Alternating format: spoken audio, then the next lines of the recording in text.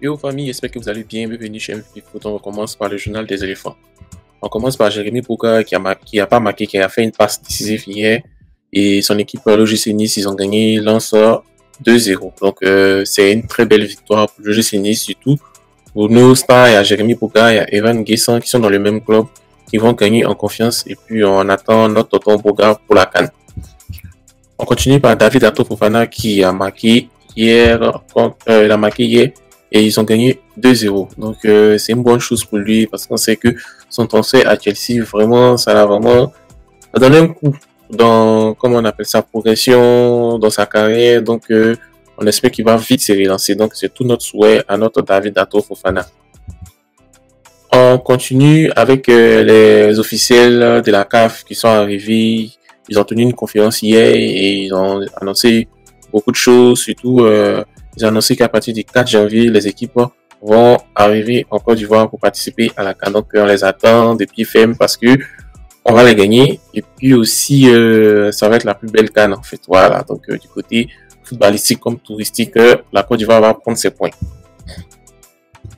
Et ça là, franchement, voilà un maillot de Côte d'Ivoire qui est un peu bizarre en fait. Voilà, un maillot, on sait pas où est-ce qu'ils ont, celui qui l'a fabriqué, les manches, les bras, la couleur. Franchement, tout est bizarre. Donc, je comprends pourquoi le président de la FIFA a commencé à menacer parce qu'il y aura du n'importe quoi si on laisse faire. Donc, je soutiens le président de la FIFA. Donc, c'est un pro parce que s'ils veulent, comment on appelle, faire un maillot moins cher, donc à bien fait quoi, pas faire les conneries pour tenir l'image de la Côte d'Ivoire.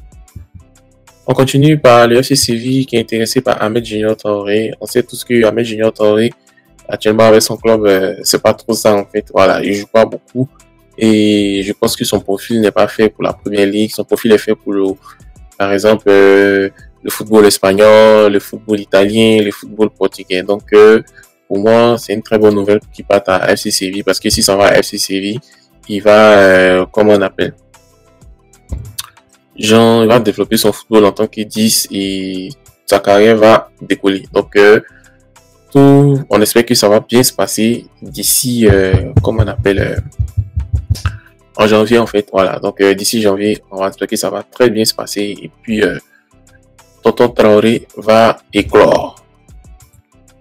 On continue, aujourd'hui c'est pas mal de Ligue 1, voilà, parce qu'on a les frères Doué, dont leur oncle est un célèbre arbitre qui a pris sa retraite, il s'appelle Normandie Doué, qui était arbitre international ivoirien, c'est leur oncle, mais les frères Doué qui jouent à Rennes, et Désiré Doué, il a marqué, et c'est son frère Guéla Doué qui a fait la passe décisive, voilà.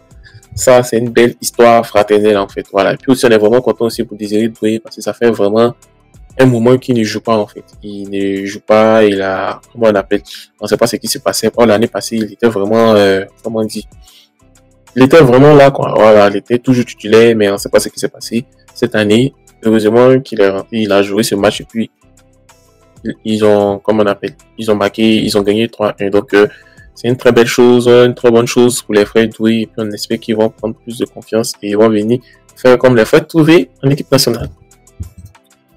Et quand on parle d'équipe nationale, voici l'équipe nationale champion d'Afrique 2015. On voit qu'il y a 3 survivants. Hein.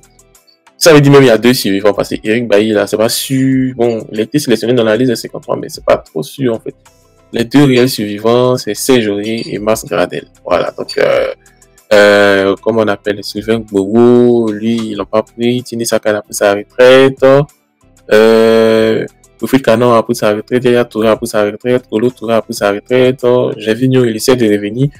Bon, c'est vraiment difficile en fait. Donc bon, c'est ça quoi. Voilà. Donc on espère que les survivants nous donnent une canne, on va avoir 2 cannes à l'air actif. Et aussi on parle du côté du championnat allemand avec Odilon Kosonou qui est avec son club de Bayer de Leverkusen, son champion de mi-saison, c'est-à-dire la phase aller du championnat, ils sont champions. En fait. Donc on espère que dans la phase retour aussi, ils seront champions là, ils vont être des très grands champions d'Allemagne. En tout cas, c'est, comme on dit, c'est une très grande saison qu'ils ont commencé actuellement et on espère que ça va bien continuer dans la deuxième saison. Donc on lui souhaite tous nos voeux et puis qu'ils viennent aussi briller à la CAN. En parlant de football, on va parler aussi de Neymar. Parce que Neymar, le problème avec Neymar, c'est que Neymar est blessé. Il a une longue, très longue blessure. Il va être disponible en août 2024. Donc, il est forfait pour le reste de la saison. Ensuite, il est forfait aussi pour la Copa América qui va se jouer dans le mois de juillet. Voilà. Franchement, en fait, des Neymar, là, si on t'a expliqué puis tu as compris, là, c'est quand t'as pas bien expliqué. Parce que, franchement, on sait pas ce qui se passe. Voilà. On n'a pas commencé à prier parce que lui, son affaire de blessure, là, on comprend plus rien. Donc, cher ami, c'est tout. On va demain pour une nouvelle vidéo. Pas demain, mais d'ici 5 heures, 6 heures de temps, on va faire un live. J'ai un invité spécial, un bon tacticien qui va venir faire les formations, le placement. On va parler un peu du football. Donc, je pense que j'aurai 2 invités aujourd'hui. Donc, on va faire ce live ce soir. Donc, merci et passez une agréable journée.